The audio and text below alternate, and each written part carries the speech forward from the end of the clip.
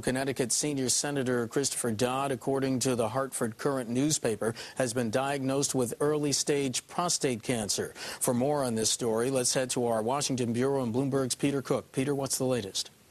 Well, Mark, the latest is Senator Dodd's office has confirmed that he's going to hold a news conference at 2 o'clock Eastern time in Connecticut to talk about a personal health issue. And again, as you just said, the Hartford Courant reports that he is suffering from early-stage prostate cancer. He tells the Courant it's something that's very common among men my age, and that he says, as you've probably noticed, I'm working some long and hard hours lately. That will continue. He does plan to continue to seek re-election, according to the Courant. He's up for re-election in the state of Connecticut. He's faced some challenges politically after his run for president. His poll numbers, he's in perhaps a tough race there in Connecticut, so this is an issue certainly people will pay close attention to. He chairs the Banking Committee. He's also played a crucial role in running health care through the Senate Health Committee in the absence of Senator Kennedy, who's dealing with his own health issues. So, of course, we'll follow that news conference for you. Other developments I want to tell you about up on Capitol Hill, Mark, and that relates to the effort to get health care reform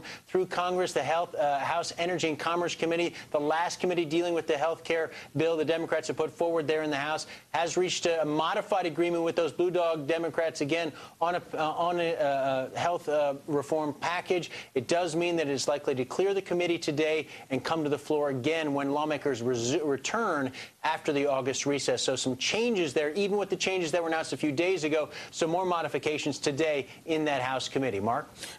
Peter, the modifications, this has been something that's been going on back and forth all week long. The White House didn't want to say that it capitulated to the Blue Dogs, but what was at play here? What was going on behind the scenes, if you can tell us? Well, what is emerging from this committee, Mark, and you touched on it earlier, that in trying to satisfy the Blue Dog Democrats, those conservative Democrats, other aspects of the Democratic caucus in the House were upset by some of those changes, particularly the progressive caucus, liberal members of the caucus who have felt that maybe too much had been given to the Blue Dogs. It sounds like here that some of the changes being discussed today deal with in particular, Medicare cuts that the Blue Dogs had demanded, overall cuts in spending on health care going forward to try and bring the deficit down. Some of those cuts perhaps went too far for some members of the caucus, and it sounds like some of them have been restored, some of that Medicare spending. So, again, we're waiting to see the finished product come out of this committee. Still a long way to go for this bill to even clear just the House of Representatives, but that's some of what's been in play today. And Peter, if I recall, one of the leaders of the progressive wing, Congressman Lynn Woolsey, the Democrat from California, she was adamant. She was saying that some of the things that the Blue Dogs wanted, those were things that they just could not swallow. Yeah, and it's still not clear at the end of the day whether, again, there are going to be the votes within the Democratic caucus alone for a final finished product. Once this bill emerges from the Energy and Commerce Committee, it has to be melded together with essentially two other health care bills and two other House committees, each responsible for different components to this bill. Once you bring the finished product together, Mark, there's still some questions about whether or not Speaker Pelosi will have the votes needed. She says she will have the votes for sure. We're going to find out more. She speaks with our Al Hunt later on today, so certainly a lot riding on this for the Speaker.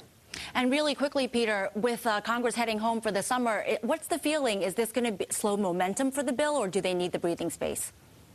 Patricia, it depends on who you talk to. There's some who would argue that this time back at home will help the effort to push a health care overhaul through Congress. Certainly Republicans think this is going to be the death knell for the health care reform. They think during this break that they can convince the public to oppose it. All right. Peter Cook reporting from Washington.